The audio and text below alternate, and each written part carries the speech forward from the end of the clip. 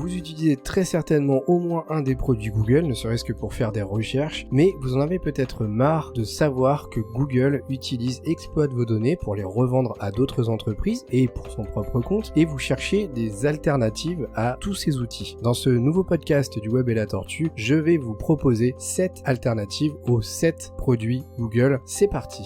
Déjà, on parle bien d'alternatives aux outils Google. On ne parle pas que de Google, parce que Google, on pense tout de suite au moteur de recherche. Le moteur de recherche Google, c'est le produit de base et c'est le produit le plus célèbre de la société Google, enfin de la société Alphabet, pardon, pas ABC, puisque maintenant Google est une entité, enfin je sais pas si juridiquement parlant c'est le terme, mais en tout cas la vraie entreprise qui gouverne Google s'appelle Alphabet. Donc Alphabet a Google en sa possession, mais Google, c'est une marque, c'est pas que le moteur de recherche. Et dans la gamme des produits Google, on a notamment son navigateur, Google Chrome, on a le moteur de recherche, on a également le logiciel de lecture d'email Gmail, et on a aussi par exemple l'équivalent de la suite Microsoft Office avec les logiciels de tableur, de traitement de texte, etc. Et donc, dans cet article, on va voir un petit peu toutes les meilleures alternatives libres, c'est-à-dire qui sont soit déjà gratuites, soit également qui vont essayer de protéger votre vie privée. Tout simplement parce que Google, vous le savez, a la fâcheuse manie, d'ailleurs c'est son, je pense, revenu principal, de travailler avec nos données. Et donc ça va être son but, c'est de nous faire donner accès à des outils gratuits, mais qui en contrepartie vont manger nos données personnelles pour les revendre à des sociétés ou les utiliser pour vous faire de la publicité adaptée à vos centres d'intérêt, etc., etc. Donc on va voir ces alternatives. C'est pour ça que je vous disais, je suis pas certain que le stream dure aussi longtemps que d'habitude, parce que peut-être que je vais aller relativement vite pour faire les alternatives. On va voir. Donc ils ont fait en gros ils ont pris 7 logiciels de Google et à chaque logiciel ils ont proposer l'alternative. Donc on va tout de suite passer au premier outil de chez Google, qui n'est autre que Google Chrome, le navigateur sur lequel je suis en train de vous partager mon écran depuis tout à l'heure, qui est certainement à l'heure actuelle avec Firefox depuis déjà un moment les meilleurs navigateurs pour aller sur Internet, d'un point de vue polyvalence, compatibilité avec les nouvelles normes HTML, tout ce qui est le langage de programmation de site internet. Après, là où il y a une grosse différence entre Firefox et Google Chrome, c'est sur la protection des données, puisque Firefox est une association, enfin c'est lié à Mozilla qui est l'association qui gère tous les produits de la gamme Mozilla justement, dont Firefox fait partie.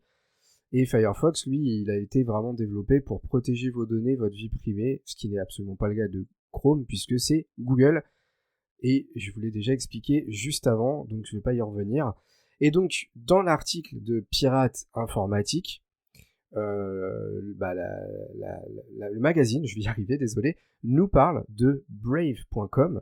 Alors, c'est marrant parce que c'est une icône, un logo, qui a une tête de lion, que j'avais déjà vu, mais je ne savais absolument pas que c'était un navigateur.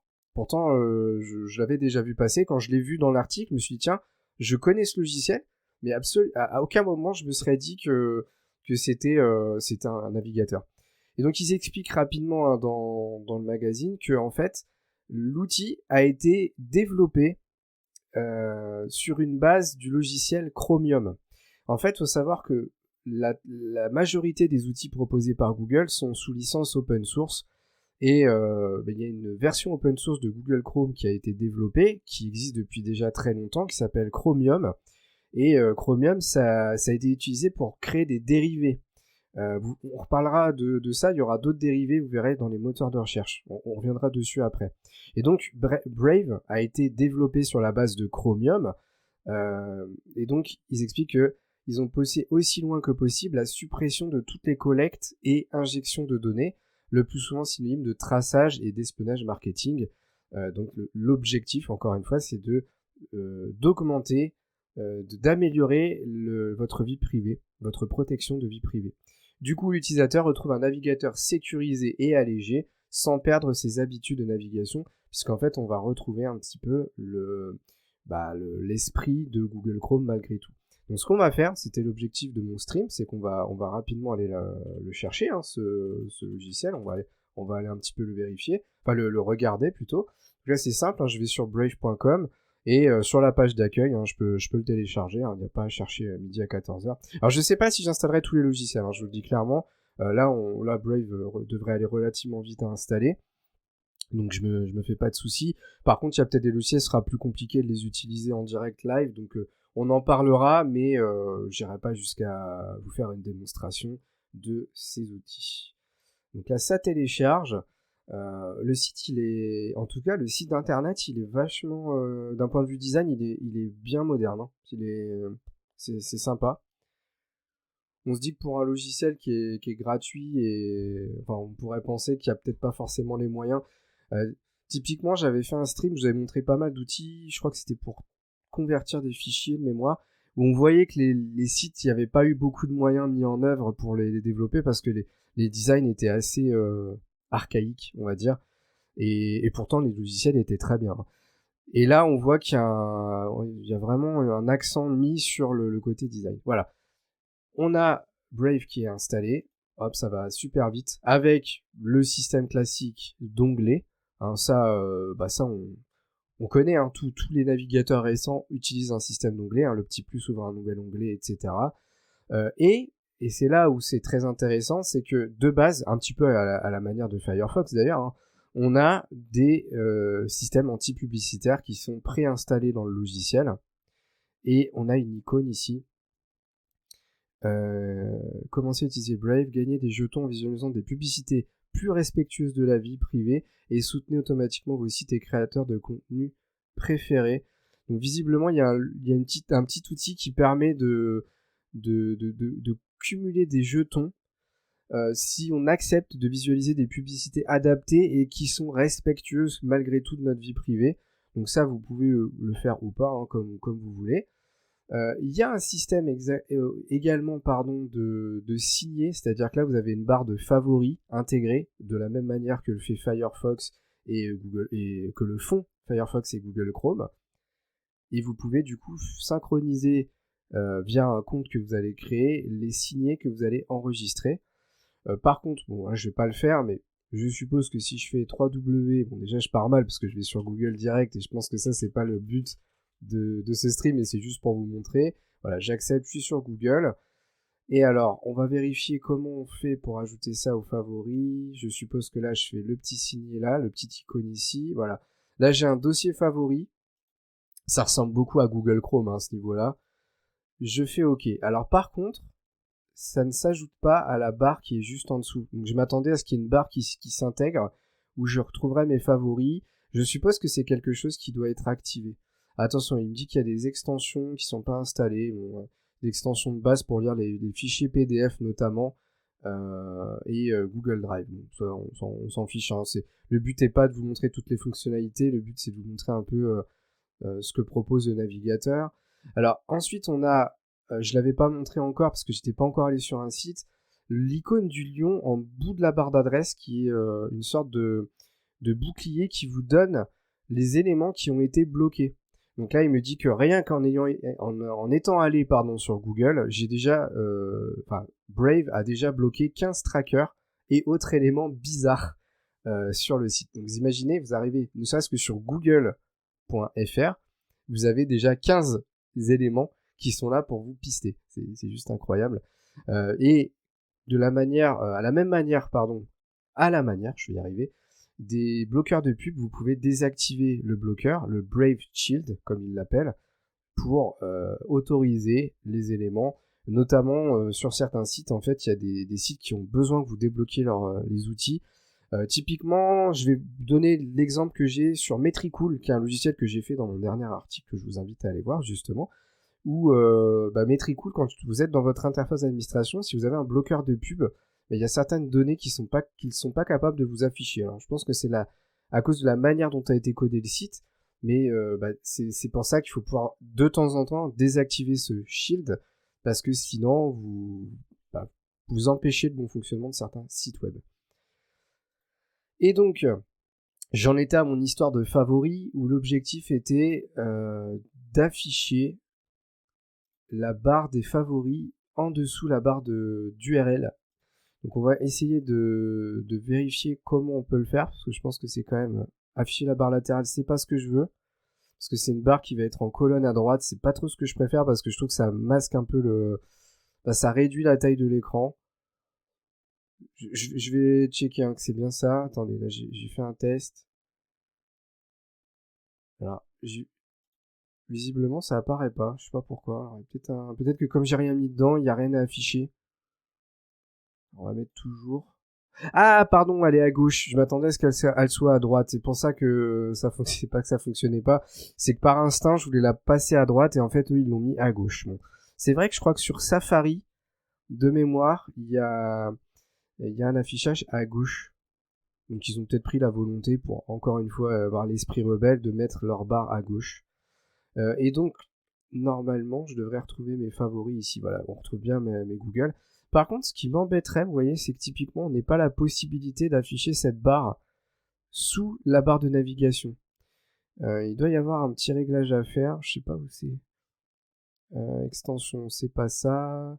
Afficher la barre latérale, c'est là.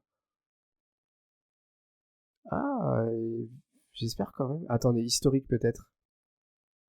Non. Mince. Ah ça c'est dommage. Alors là, ça serait... Attendez, il y a un petit onglet réglage ici, on va aller voir ce qu'on peut faire. Barre latérale activée, donc ça on peut pas changer sa position. Puis le bouton d'accueil, on veut pas. Ah, c'est ça. Ça y est, j'ai trouvé.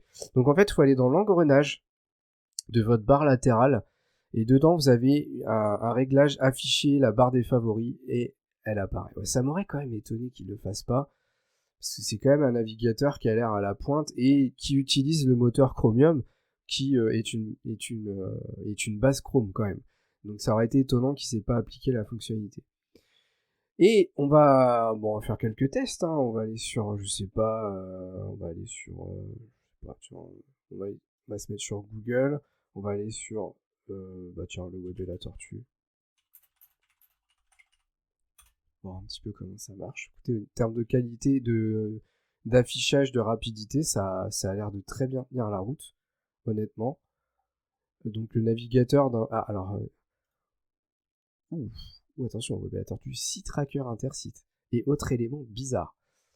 Sur notre site. Attention. Alors effectivement, il y a l'outil de stats et ainsi de suite, et forcément, on a quelques cookies qui sont déployés. Mais tout ça, vous pouvez les voir dans la barre des cookies. Mais d'un point de vue affichage, en tout cas, c'est rapide, c'est fluide. On ressent pas de lenteur. J'ai clairement l'impression d'être sur un très très bon navigateur. Honnêtement, il a pas à rougir. Alors, on va faire des tests qui sont un petit peu plus techniques pour moi, de manière à voir si moi je pourrais utiliser plutôt dans mon environnement professionnel.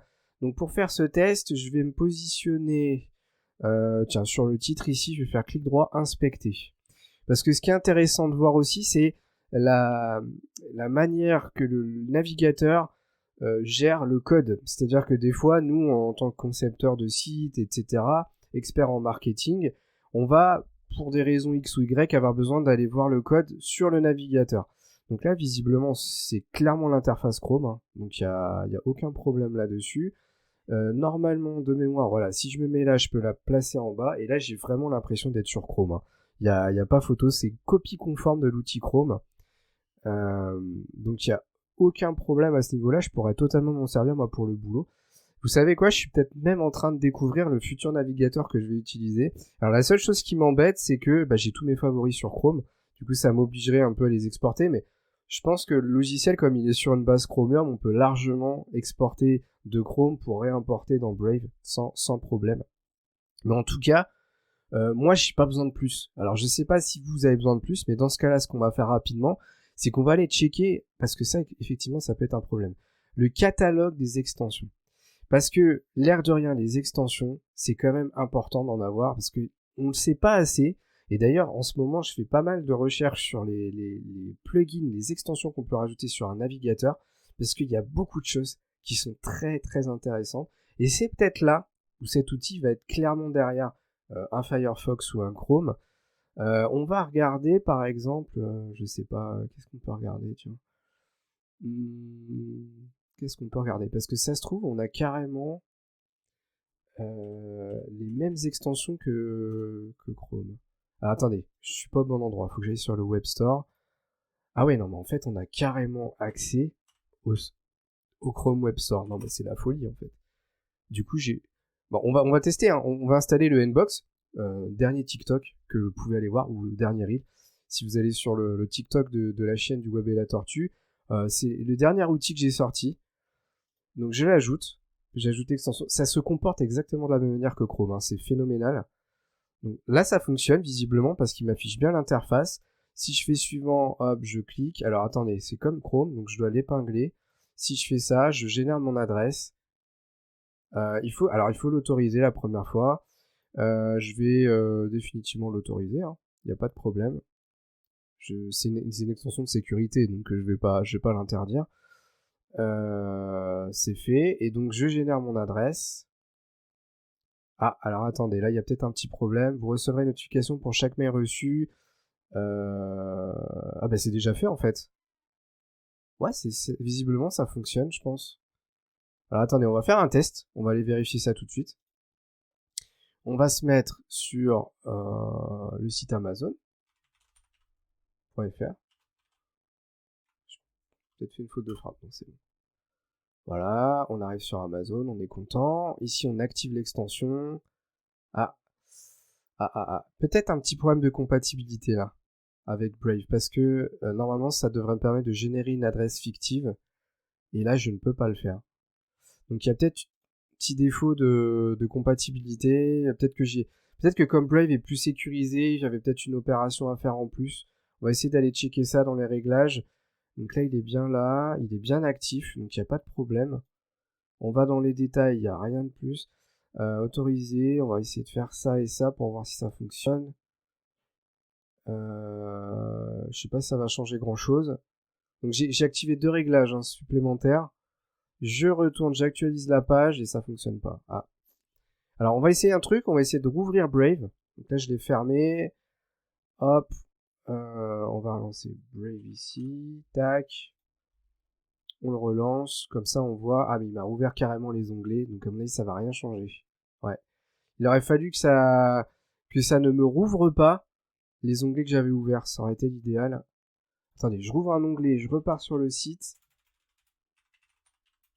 Hop, je retourne sur Amazon.fr et je check. Ça marche pas. Peut-être un petit problème de compatibilité là, visiblement.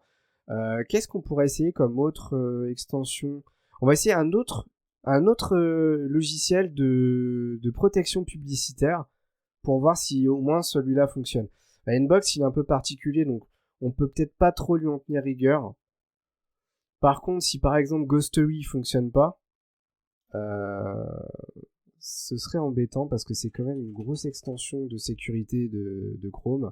Donc Ghostery, c'est un équivalent d'AdBlock Plus, mais qui travaille sur aussi d'autres choses que AdBlock Plus. Donc en fait, il fonctionne très bien en complémentarité. Donc là, je l'installe. Alors sachant qu'en plus, vous avez déjà Brave qui a son propre moteur de protection, hein. Voilà. Visiblement, c'est bien installé. Donc on est bien en mode gratuit, on est là, et du coup on actualise Amazon, et on va aller voir si... Ouais, ça fonctionne. Ça fonctionne. On voit bien que Ghostery a déjà commencé à faire son travail. Donc forcément, il aura peut-être moins de choses à bloquer, parce que il y a déjà le Brave Shield qui fait son travail, mais en tout cas, l'extension de base fonctionne. Donc voilà. À tester. Bon, il y a une extension qui a pas l'air de fonctionner, mais il y a peut-être un réglage en plus à faire. Encore une fois, faut pas oublier que Brave est là surtout pour protéger davantage votre sécurité. Et comme Nbox, c'est peut-être pas une extension hyper connue, du coup, vous avez peut-être un réglage à appliquer en plus que je ne maîtrise pas sur Brave, hein, comme vous le savez, je le découvre en même temps que vous, c'est le but de ce stream, que je ne connais pas, donc à vérifier. Mais franchement, ce navigateur-là, c'est une excellente surprise. Une excellente surprise. Peut-être que vous le connaissiez déjà, mais en tout cas, si vous cherchez un navigateur facile à prendre en main, qui change de Firefox et surtout qui vous protège qui protège plus vos données personnelles que ne le fait Chrome, et qui pour autant a une interface similaire à Chrome, bah partez sur Brave, hein, très clairement, parce que c'est vraiment un excellent outil. Bon, voilà, j'ai pas grand chose de plus à dire, si ce n'est que bah, je suis plutôt content. C'est une très très bonne découverte du magazine du pirate informatique là, puisque bah voilà, je le connaissais pas. Bah, n'hésitez pas, hein, à me dire si vous le connaissiez déjà, mais en tout cas pour moi c'est une très bonne surprise. Voilà. Allez, ma petite gorgée de café. Et on enchaîne sur le deuxième outil. Hop, je ferme Brave, hein, du coup. On pourrait même s'amuser à finir le stream sur ce navigateur parce qu'il est vraiment intéressant. Alors, juste pour terminer là-dessus, je vois une ligne qui m'interpelle sur l'article du pirate informatique, là, qui annonce quand même des affichages, alors je parle de Brave, qui annonce quand même des affichages de pages jusqu'à 8 fois plus rapides que Google Chrome sur mobile et jusqu'à 2 fois plus rapides sur PC. Tout simplement, et c'est ça je vous l'avais dit après, parce qu'il est basé sur Chromium. Chromium qui est une base épurée de Google Chrome, parce que Google Chrome, en fait, il utilise tous les outils de Google pour vous pister, etc. Et qui, du coup, forcément, bah, consomme plus de données au moment de charger des pages. Forcément, comme Brave est allégé, eh bien, il a de tout ce poids, entre guillemets, eh bien, il va plus vite. Et c'est vrai que j'ai eu l'impression, d'ailleurs, que les pages s'affichaient un petit peu plus vite que sur un Google Chrome classique. Donc, je vous invite vraiment à le tester. Encore une fois, hein, l'objectif de ces outils, c'est de vous permettre d'utiliser des bons produits qui sont d'excellentes alternatives à Google, aux gammes de produits Google, et qui surtout protègent vos données personnelles, c'est très important. Donc pour le navigateur, on a Chrome, et bien maintenant, n'hésitez pas à passer à Brave, le logo en forme de lion. Ensuite, on dézoome un peu, que je ne me trompe pas dans l'ordre. Le deuxième, ça doit être Gmail, hein, du coup, enfin l'équivalent de Gmail. Alors, on a Gmail, hein, pour rappel, Gmail, c'est la boîte mail de chez Google, complètement gratuite à l'utilisation, qui est vraiment très pratique et qui surtout est une des rares plateformes de lecture de mail à vraiment vous protéger correctement du spam. Je sais pas si vous serez d'accord avec moi, mais globalement, l'outil anti-spam de Google est plutôt efficace, mais, faut savoir quand même, et ça c'est quand même précisé dans le magazine, hein, je vais retrouver la phrase.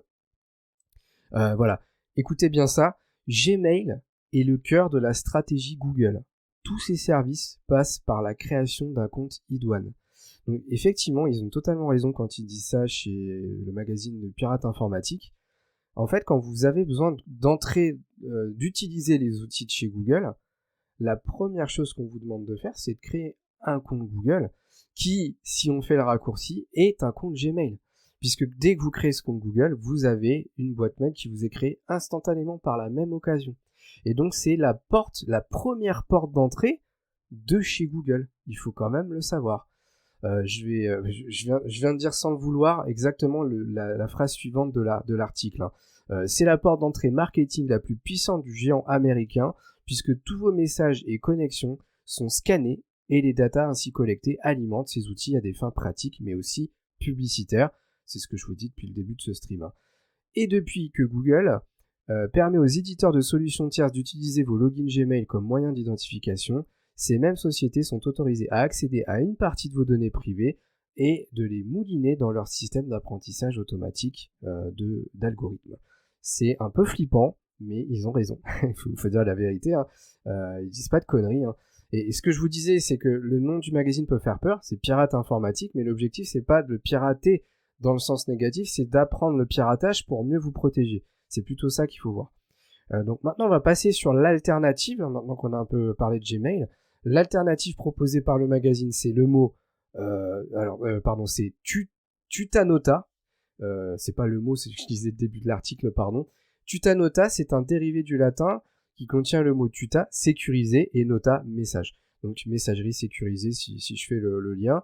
Voici l'étymologie, je vais y arriver, de cette messagerie gratuite et open source, développée à Hanovre en Allemagne. Donc c'est un produit allemand qui vous propose 1 giga de stockage dans sa version gratuite, ce qui est largement suffisant parce que des mails, ça pèse pas lourd. Hein. Savoir que des pièces jointes, normalement, ça peut pas peser plus de 10 mégas dans les outils classiques. Donc imaginez le temps que vous allez mettre pour arriver à 1 giga. Bon là, il faut vraiment que vous fassiez pas de tri sur votre boîte mail pour la saturer. Avec le chiffrement de bout en bout et l'A2F, personne, y compris Tutanota, ne peut déchiffrer ou lire vos données. Des versions mobiles Android et iOS sont bien sûr disponibles, donc il y a des applis pour les smartphones.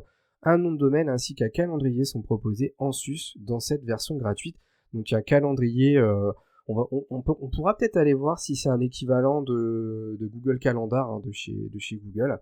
Donc je pense que celui-là, je vais le faire avec vous, je vais me créer un petit compte. Donc c'était tutanota.com. Voilà, je suis dessus. Donc on va aller voir dans les tarifs. On voit bien qu'il y a une messagerie gratuite avec 1 giga d'espace, totalement ce qui est dit dans le magazine. Donc ça c'est super cool. Alors le logiciel nous demande si on est OK pour avoir des notifications du navigateur lorsqu'on reçoit des mails. On va le faire, on va autoriser. Il veut que... Ah ouais, alors attendez. Ça, c'est pour que ce soit notre logiciel par défaut. Non, je vais pas aller jusque-là parce que moi, j'ai mon Thunderbird à côté. Je veux pas casser des choses. Alors, un seul compte gratuit est autorisé par personne. Donc, j'ai un petit message qui apparaît. Hein. Et donc, je précise que je ne possède aucun autre compte gratuit. En fait, je m'engage à dire que j'ai pas déjà créé une autre boîte mail. En fait, c'est un petit peu pour éviter la triche où je m'amuserais à créer autant de comptes que j'ai besoin en utilisant à chaque fois la licence gratuite. Et je ne vais pas utiliser ce compte pour les entreprises. Alors attendez, est-ce que je peux cliquer sur OK sans cocher la case? Ah non. Ah ça c'est embêtant. Parce que ça veut dire que c'est plus une messagerie perso. Bon, en soi le stream, il est plus là pour vous informer à titre personnel. Par contre, si c'est une messagerie que vous voulez utiliser à titre pro, sachez que vous êtes obligé de valider la case et de dire que vous ne ferez pas de vente grâce à cette boîte mail lorsque vous créez votre compte. Donc ça, c'est un petit bémol, mais bon, on va continuer quand même dans le tuto. Donc là, l'adresse mail est obligatoirement en @tutanota.com.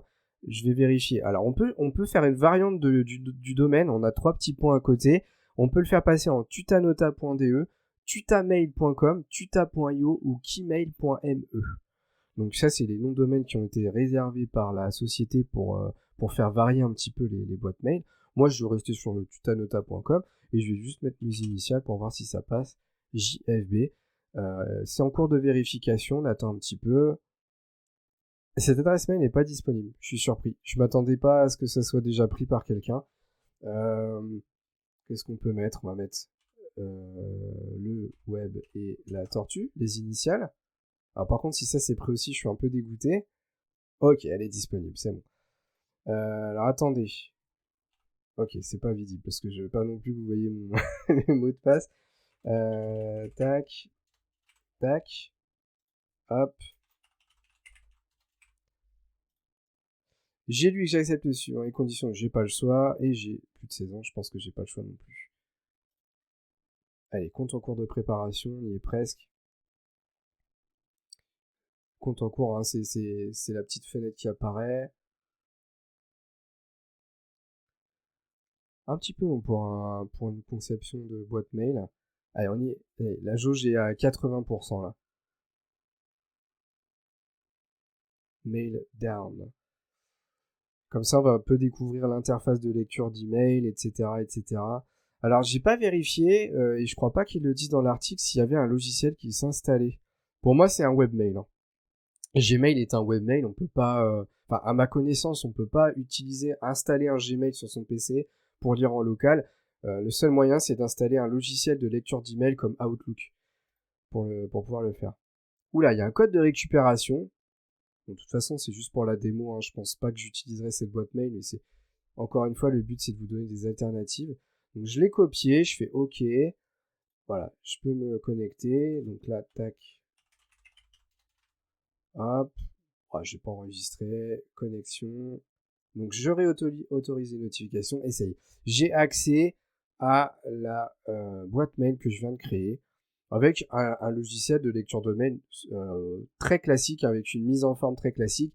Sur la gauche, on trouve la boîte de réception, les brouillons, le envoyé, la corbeille, les archives, les spams. On a un joli bouton nouveau message qui est très visible et on a déjà reçu des mails préformatés par la société Tutanota Team qui nous donne notamment un mail de sécurité, écologie et sans pub. En fait, il nous donne un petit peu la vocation du logiciel et comment faire pour que votre boîte mail pour votre boîte mail sécurisée Tutanota. Donc Tutanota vous permet d'envoyer des emails cryptés à n'importe quelle adresse électronique dans le monde, automatiquement si le destinataire utilise également Tutanota ou via un mot de passe partagé si le destinataire utilise un autre service. Même les courriels envoyés ou reçus sans être cryptés sont stockés de manière cryptée sur nos propres serveurs basés en Allemagne. Donc d'ailleurs, d'un point de vue RGPD, c'est une excellente nouvelle parce que l'Allemagne est en Europe, jusqu'à preuve du contraire, et du coup, ça respecte le droit européen et le RGPD est lié à l'Europe. Donc ça, c'est une excellente nouvelle. Tutanota vous permet de rechercher dans votre boîte mail cryptée localement sur votre appareil afin de garantir la confidentialité de vos données. Veuillez cliquer sur la barre de recherche en haut. La recherche standard remonte à 1 mois dans le passé.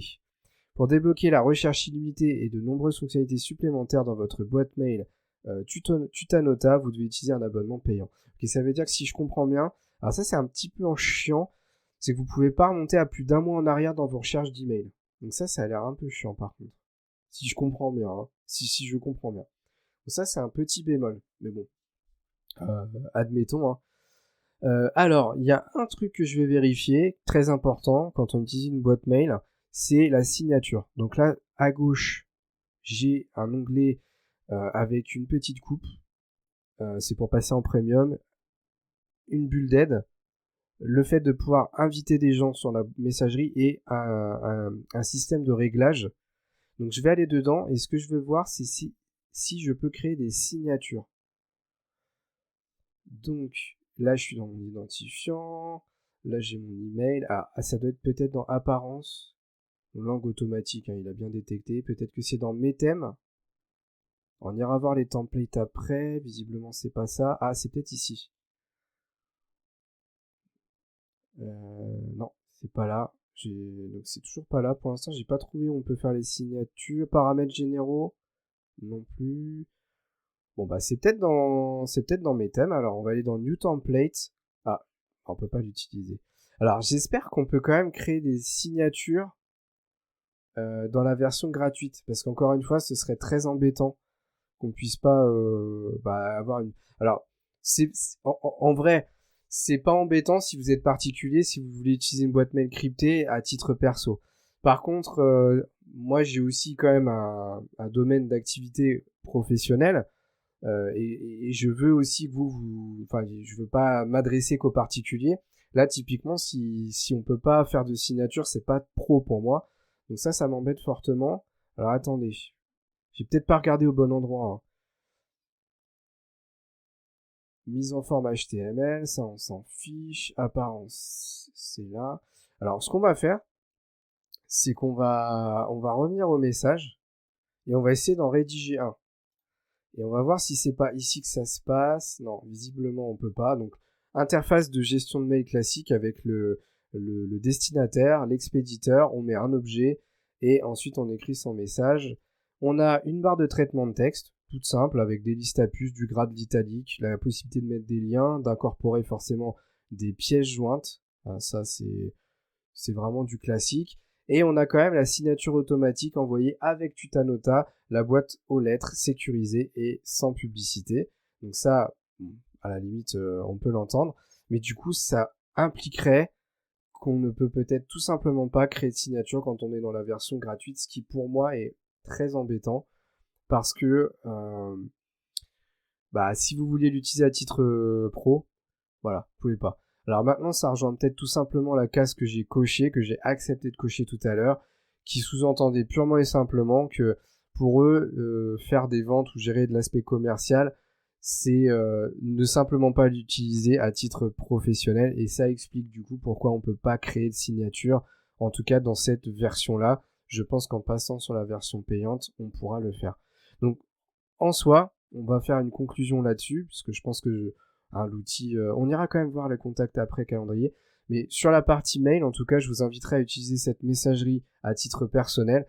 Mais pour le côté pro, pour moi, ça ne va pas parce qu'il n'y a pas l'option de signature et pour moi, c'est catastrophique de ne pas pouvoir le faire. On va aller regarder le système de contact, donc l'agenda en fait. Et c'est classique, un nouveau contact, on a une liste de personnes qui va venir s'afficher et dès qu'on clique sur une personne, on pourra avoir le détail dans la partie centrale de la fenêtre. Et le calendrier. Alors on va tester ça. On peut créer des événements. Voilà, c'est ce que je voulais savoir.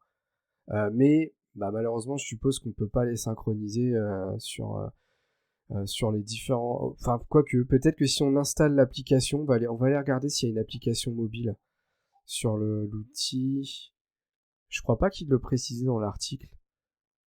Des versions mobiles Android, si, sont bien sûr disponibles. Donc il y a bien une application iPhone et une application Android. Donc peut-être que c'est simple, quand vous installez le logiciel, l'application sur votre smartphone et que vous vous connectez avec votre compte, vous aurez une synchronisation. Donc c'est plutôt cool. Au final, ça vous l'avez quand même. Donc on va rajouter un petit test d'événement, événement de test. Nous sommes le 8. On va dire que mon événement démarre à, je sais pas, on va mettre à 15h, si j'y arrive. Hein. Ok, ça y est, j'ai réussi à cliquer, hop.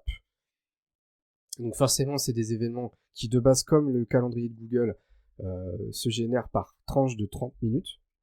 On a la petite case à cocher jour entier. Si moi, je veux que ça dure 1 heure, je vais sur l'heure finale et je passe à 16h et je sauvegarde. Et bien entendu, l'événement est là. Très similaire à l'interface de Google Calendar. Au niveau esthétique, si vous utilisez Google Calendar, vous ne serez pas perdu parce que c'est vraiment très similaire. Et à gauche, je n'ai pas précisé, mais on a des codes couleurs. Alors malheureusement, voilà, encore une fois, si on veut rajouter des codes couleurs, par exemple un événement perso, une couleur pour des événements, je sais pas, vous faites un sport, vous rajoutez une couleur pour tous les événements sportifs, vous pouvez pas si vous n'avez pas la version premium. Bon, en soi, je pense que dans le perso, ça peut le faire. Encore une fois, de toute façon, je ne vous l'ai pas conseillé pour le pro. Donc, conclusion de cet outil, très bon outil, il a l'air ok. Je fais confiance au magazine Pirate Informatique d'un point de vue confidentialité, je me fais pas de soucis là-dessus. L'interface est simple et intuitive. Par contre, très clairement, pour le pro, je vous la déconseille parce que y a trop de contraintes en fait, tout simplement. Trop de contraintes dans cet outil, gratuitement, bien entendu.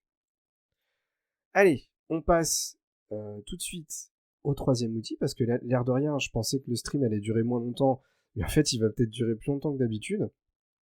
Alors là, c'est l'équivalent ou le remplaçant de Google Drive. Google Drive, pour rappel, c'est un outil de cloud, de synchronisation de vos fichiers dossiers dans le cloud, ce qui va vous permettre de créer des dossiers, par exemple, sur votre ordinateur, de créer des dossiers, ensuite de les envoyer sur le cloud, ce qui va vous permettre de les retrouver sur votre smartphone, sur votre tablette et de les partager avec plusieurs personnes. Voilà. Et donc, l'alternative que propose Pirate Informatique s'appelle TresorIt. Donc, c'est une boîte encryptée de bout en bout qui, dans l'offre gratuite, vous permet de stocker 3 Go de données dans sa version gratuite et 500 MO de fichiers pour le transfert. Pourquoi ? Parce qu'en fait, c'est ce qu'ils expliquent un peu plus bas, c'est que TresorIt, c'est avant tout un logiciel équivalent à WeTransfer. WeTransfer, c'est un logiciel qui permet d'envoyer des données qui sont lourdes. Par exemple, en pièce jointe, vous voulez envoyer un dossier qui fait 200 mégaoctets, vous ne pourrez pas l'envoyer en pièce jointe de votre mail.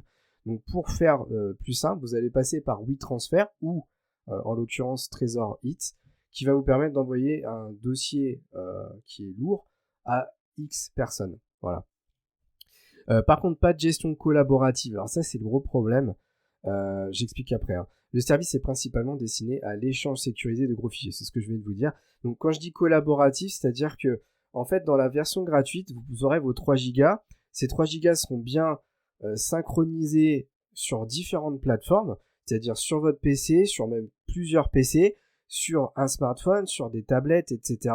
Mais par contre, ce qui est certain, c'est que vous aurez l'incapacité de partager vos dossiers avec une équipe de travail. C'est-à-dire, vous êtes 3 à travailler, TresorIt dans sa version gratuite vous permettra pas de partager vos dossiers aux 2 autres personnes. Voilà. Vous pourrez les partager qu'avec votre propre profil créé dessus. Alors celui-là, je vais peut-être pas l'installer parce que ce serait un peu lourd. Moi, j'ai déjà tout un outil de synchronisation. Mais bon, voilà. D'ailleurs, c'est marqué comme étant bêta pour la partie collaborative, pas collaborative, mais la partie cloud. Dans le sens où je pense que comme ils le disent, hein, leur fonctionnalité principale et qui elle n'est plus en bêta, c'est l'envoi de gros fichiers. Voilà. Donc je vous invite à aller checker ça. Encore une fois, si c'est proposé par le magazine du pirate, je me fais pas de soucis. Attention, parce que le magazine du pirate, ça existe aussi. Par Pirate Informatique, je me fais pas de soucis. Ça doit être vraiment très sécurisé. À noter que l'alternative principale à Google Drive actuellement, c'est OneDrive de chez Microsoft. Et il y en a une troisième qui s'appelle Dropbox. Dropbox de mémoire, c'est 2 Go de stockage. Là, c'est 3 chez TresorIt. Et chez OneDrive, je sais plus combien c'est dans la version gratuite. Peut-être un peu plus. Mais, quoi qu'il en soit, il y a chez Microsoft les mêmes objectifs de travailler sur vos données pour la publicité. Bon, je vais pas passer mon temps à rechercher l'info, je vous laisserai aller regarder, mais sachez que le net avantage de TresorIt, c'est l'objectif de cet article, c'est la sécurisation et la réelle protection de vos données quand elles sont transférées. Voilà. On passe tout de suite au 4e outil, avec l'alternative au moteur de recherche Google, qui n'est autre que Qwant. Alors Qwant, il y a de fortes chances que dans ce stream, ce soit l'outil que vous connaissez certainement le plus, parce que c'est le moteur de recherche européen montant. Qwant, donc moteur de recherche, c'est l'outil Google, c'est celui certainement que vous connaissez le plus avec Gmail. Et Qwant est une alternative. Alors, je vais juste en profiter pour lire un petit peu parce que je pense qu'ils doivent le préciser. Ça, c'est très important de le savoir. Je vais juste vérifier. Donc, vous le savez, Qwant est depuis quelques années le chouchou de la rédaction. Donc ça, c'est leur avis. Peut-être y a-t-il ici quelques chauvinismes puisque Qwant est un moteur de recherche franco-européen. Donc, de mémoire, c'est franco-allemand, pour être précis. Mais c'est surtout l'esprit, l'ambition technique affichée et la qualité finale du Search Engine, donc l'algorithme de recherche qui nous séduisent et en font un concurrent crédible à Google pour tous les amoureux de la protection des données, puisque oui, Qwant a pour vocation de ne pas travailler sur les données que vous tapez dans le moteur de recherche. Neutralité des recherches. Preuve de sa maturité, Qwant est devenu le moteur de recherche par défaut du ministère français des Armées. Qwant n'installe pas de cookie traceur et ne piste pas ses utilisateurs. C'est un peu ce que je viens de vous expliquer juste avant. Les résultats affichés sont neutres et ne sont pas personnalisés d'après un historique de recherche comme Google, Qwant n'en possédant pas, mais dépendant uniquement des tendances du moment, en partie d'après les réseaux sociaux. Qwant ambitionne de devenir un véritable écosystème de services comme Google, avec un module de paiement sécurisé, intégré, mais aussi d'autres outils grand public, Qwant comme Qwant Junior, ou le très bon Qwant Map équivalent à Google Maps. Alors, il ne le précise pas, donc je vais me permettre de le préciser. La seule chose qui m'embête dans les moteurs de recherche actuels, et je crois que Qwant n'échappe pas à la règle, c'est qu'ils sont malheureusement basés sur les noyaux Google ou les noyaux Bing. Donc actuellement, le vrai concurrent de Google, c'est Bing, d'un point de vue international. Bing qui n'est autre que Microsoft. Et en fait, c'est tellement complexe de développer un moteur de recherche que les 3/4 des moteurs de recherche sont basés autres que Google et Bing, justement, sont basés sur ces 2 noyaux, sur l'un de ces 2 noyaux. Et je crois, si j'ai bonne mémoire, que Qwant est basé sur l'un des 2 également. C'est pas une exception. Donc ça me plaît un peu moins parce que, même si derrière, on sait qu'ils travaillent pas trop avec nos données, il n'y a pas la capacité encore de faire un vrai moteur de recherche qui part de complètement zéro. Alors je sais, il y a l'expression qui dit pas besoin de réinventer la roue si elle existe déjà. Ça, je suis totalement d'accord. Tant que ça n'implique pas du négatif. Voilà. C'est moi, si ça n'en implique pas, et ça, j'ai pas les connaissances techniques pour le dire, ça ne me pose pas de problème. Mais voilà, c'était la petite aparté que je voulais faire. Donc Qwant, très simple, il n'y a rien à installer, c'est un site internet ni plus ni moins. Là, voilà, je suis sur Qwant. Alors, petit petite amélioration, petit changement esthétique par rapport à Google hein, quand on arrive sur l'accueil. Mais après, c'est ni plus ni moins que du classique. On va taper tiens, le web et la tortue pour voir s'il arrive à nous trouver quand même. Hop. Ok, il nous trouve. Ah, il nous trouve même sur les podcasts. Ça, c'est cool.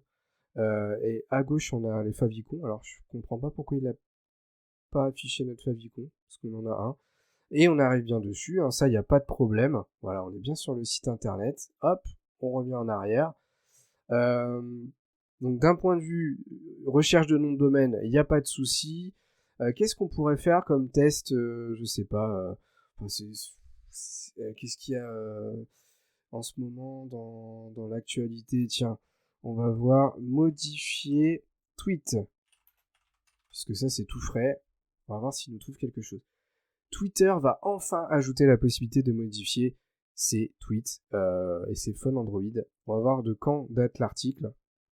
Le 6 avril, pour dire que c'est récent. Hein, il a 2 jours l'article. Donc c'est bon, il fait le taf. Alors après, bon là j'ai fait j'ai fait 2 recherches, hein, on peut pas juger. Mais Quant, c'est sûrement le moteur de recherche actuellement francophone et surtout créé en Europe qui s'en rapproche le plus de la qualité de résultats de Google. Parce que je suis peut-être très négatif depuis tout à l'heure sur la société Google, la marque plutôt, mais il faut admettre une chose, c'est que le moteur de recherche Google, c'est un monstre. C'est-à-dire que d'un point de vue algorithme et de qualité de résultats de recherche, là actuellement, je suis désolé, personne ne peut le battre. Personne. Mais si vous faites des recherches plus basiques et que vous en demandez pas trop dans le détail, je pense que clairement Quant est une excellente alternative. Tout est en français. Il y a une alternative équivalente aux États-Unis. Alors, je crois que c'est aux États-Unis de mémoire, mais vous pourrez me reprendre si c'est pas ça. C'est DuckDuckGo. Alors déjà le nom, bon, bof, mais c'est un Quant aux États-Unis et mais ça part sur le moteur de Google de mémoire et il n'est pas francophone, donc il y a une qualité de résultat, mais autant prendre de l'européen. On est quand même tous un peu patriotes dans l'âme, je pense, et autant prendre l'outil qui fonctionne bien et qui est pas trop loin de chez nous, on va dire. Donc là actuellement, il n'y a pas grand chose à dire de plus. Alors je suppose qu'il y a des requêtes un peu plus complexes à faire. Ils ont dû prévoir ça, hein, que de la même manière que Google. D'ailleurs, j'avais fait un podcast, vous pourrez aller voir, à ses propres requêtes, et encore, je vous en avais montré que 10% même pas. Quant doit en avoir aussi, mais bon, c'est pas l'objectif. Sachez en tout cas que si vous cherchez une alternative qui protège vos données, Quant est, je suppose, actuellement en Europe, la meilleure solution. Voilà, très clairement. Et vous avez d'ailleurs, je le vois, une extension Chrome. Je pense que ça doit être pareil sur Firefox. Voilà. Je ferme ça. Alors attendez, pourquoi j'ai... Je crois que j'ai fait une bêtise là. Alors attendez, on revient ici. J'ai perdu mon article. J'ai dû faire une mauvaise manip. Alors attendez, caféine. Du coup, je retourne ici. Je clique là et normalement, je devrais arriver directement sur la page où on se trouvait. Juste avant de partir. Désolé hein, pour le temps de connexion. Voilà. Donc, on en est au 6e. On passe au 6e avec l'alternative à Google Maps. Alors là, je vais pas passer trop de temps dessus. Faut savoir que Google Maps, c'est un outil qui permet d'aller rechercher des adresses, de constituer des itinéraires si vous voulez vous rendre à tel endroit en voiture ou à pied, et même en avion de mémoire et en train. Ils font tous les types d'itinéraires. C'est aussi un outil qui est pas mal utilisé pour rechercher des entreprises, des restaurants, etc. Et par la même occasion, aller accéder aux avis sur ce restaurant, sur cet hôtel, sur l'entreprise de manière générale. Et c'est aussi un très bon outil pour se balader un peu partout sur la planète avec ce qu'on appelle le système Street View, où vous savez, la fameuse voiture Google qui passe et qui filme la rue. Et vous avez l'impression de vous balader, ce qui vous permet un petit peu d'aller repérer un endroit quand vous y êtes jamais allé, d'aller checker comment c'est visuellement, etc., etc. Et donc, sur le pirate informatique, on vous propose comme alternative OpenStreetMap. C'est un service cartographie open source gratuit, ce qui signifie que de nombreux développeurs se l'approprient pour, par exemple, le modifier et le rendre exploitable sur leur site internet. Voilà. Je regarde s'il y a des choses importantes en plus à vous dire et après on ira dessus. On a alors attention, la base OpenStreetMap a cependant été conçue pour un environnement Windows PC. Mais vous trouverez des variantes mobiles comme l'application OSM And pour Android. Pas de compte, pas de pub.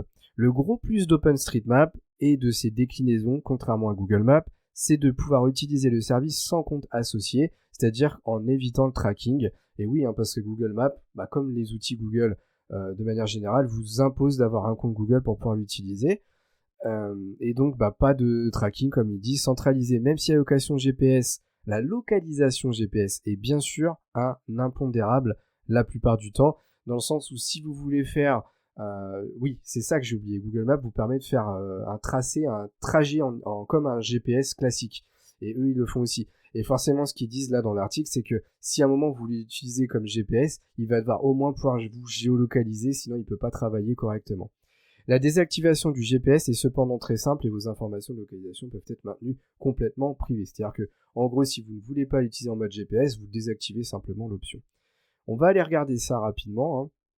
OpenStreetMap. Hop. Voilà.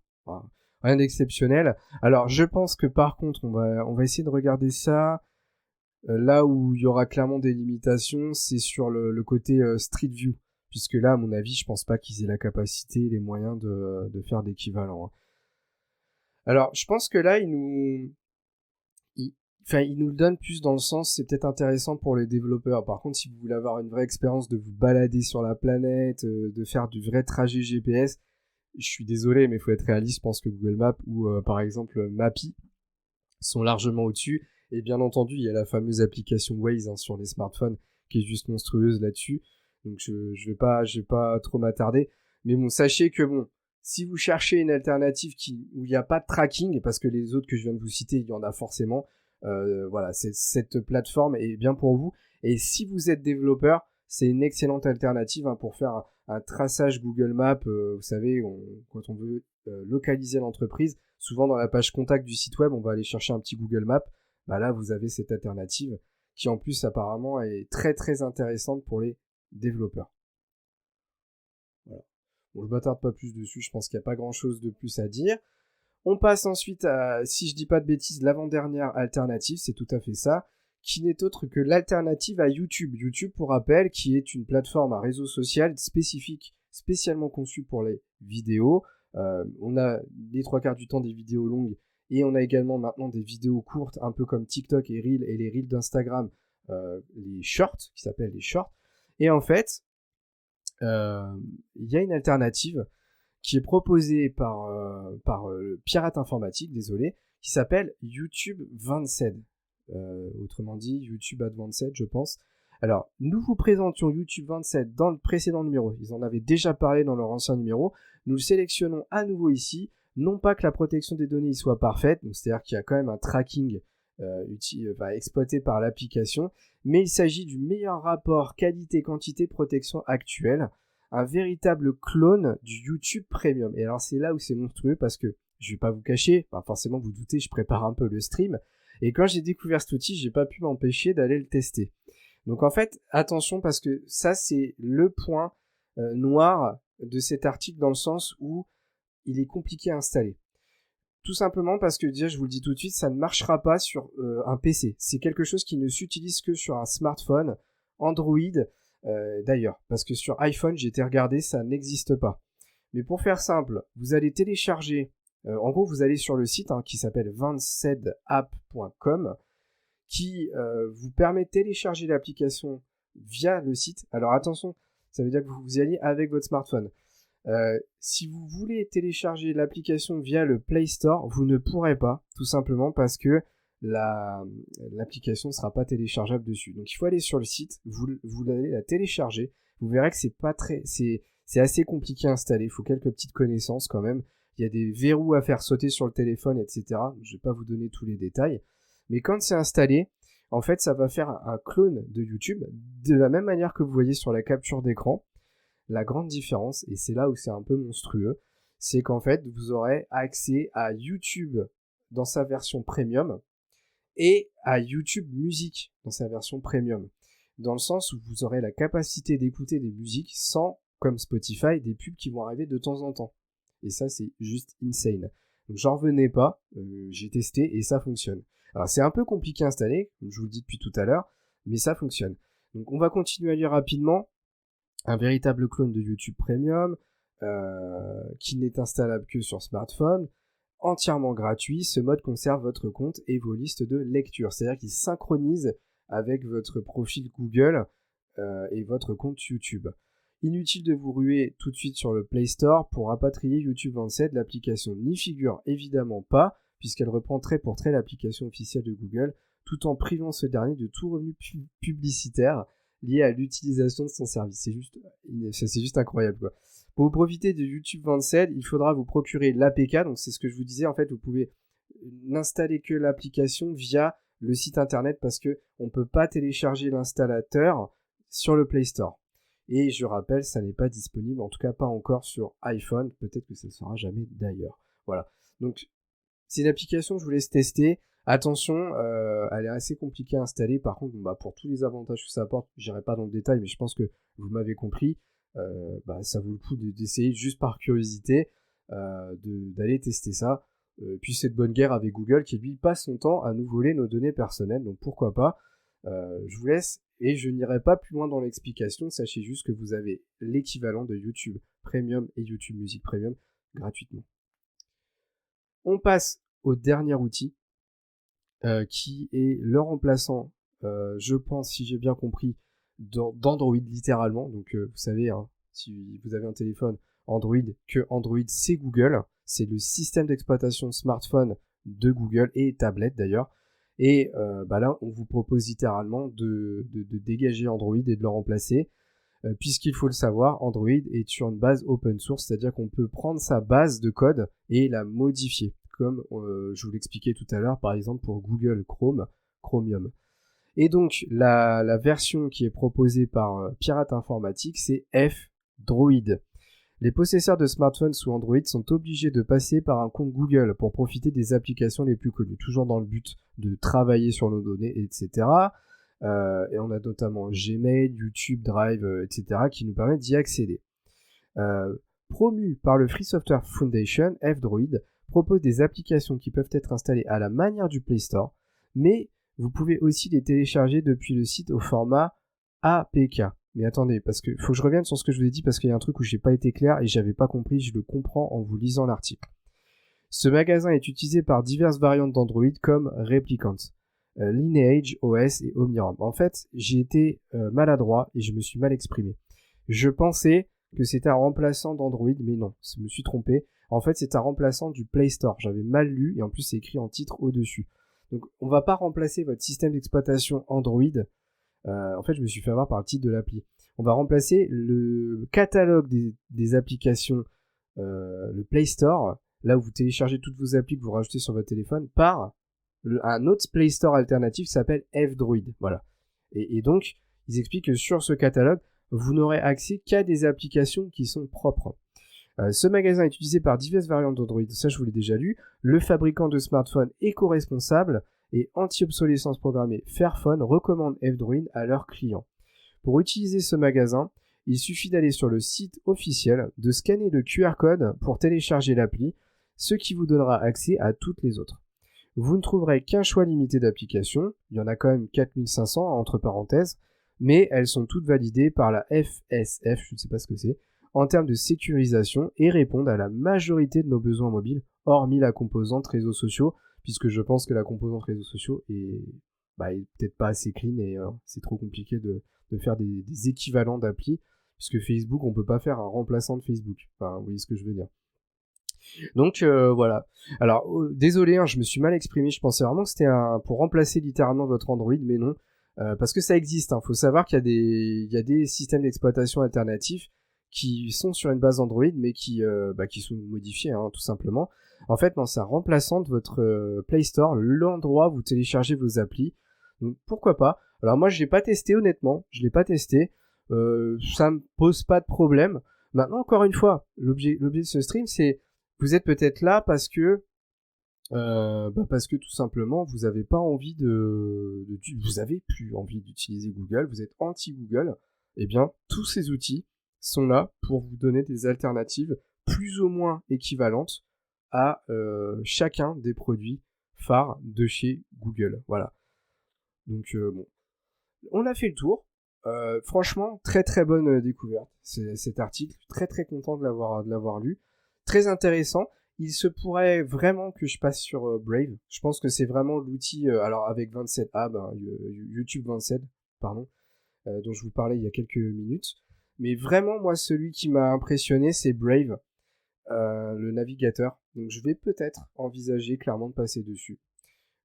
Très très clairement. En tout cas, merci au magazine Pirate Informatique parce que c'est un très très bon article avec des outils de qualité qui sont proposés. C'est très très très intéressant. Et voilà, ce podcast est terminé. J'espère qu'il vous aura plu, que vous aurez découvert des outils que vous ne connaissiez pas et que vous allez dorénavant peut-être vous en servir. Merci de votre écoute. N'hésitez pas à mettre 5 étoiles si vous êtes sur Spotify ou Google Podcast et Apple Podcast également d'ailleurs. Ça aidera la chaîne de podcast à se développer. Et n'hésitez pas à nous rendre visite sur les autres réseaux sociaux, YouTube, TikTok, Instagram, etc. Et sur ce, moi je vous dis à la prochaine pour un nouveau podcast du Web et la Tortue.